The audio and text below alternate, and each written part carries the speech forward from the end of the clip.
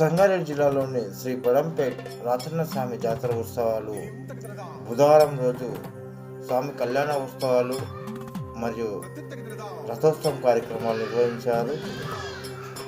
జాతర కార్యక్రమానికి మహారాష్ట్ర, కర్ణాటక, గుల్బర్గా, రాజస్థాన్ వివిధ ప్రాంతాల నుంచి భారీ ఎత్తున ప్రజలు తరలివచ్చి స్వామివారి కళ్యాణాన్ని తిలకించారు.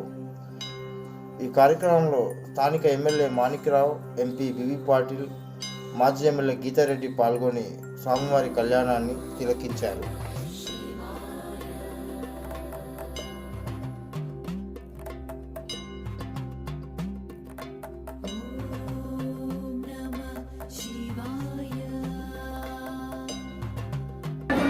రాచన్న స్వామి దేవస్థానం, గ్రామం బడంపేట, మండలం కోహీర్, జిల్లా సంగారెడ్డి.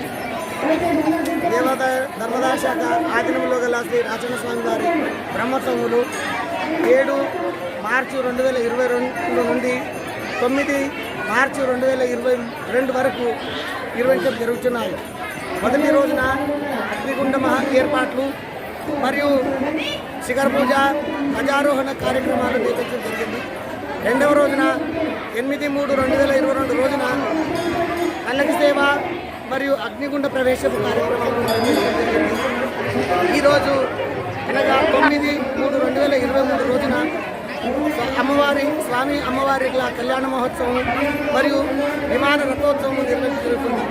కళ్యాణం లోపల ఈరోజు బాసింగధారణ, కంకణధారణ మరియు గిరాధారణ, గుడాజరక ధారణ మరియు మాంగళ్య ధారణతో ఈ యొక్క కళ్యాణ తంతును నిర్వహించడం జరిగింది.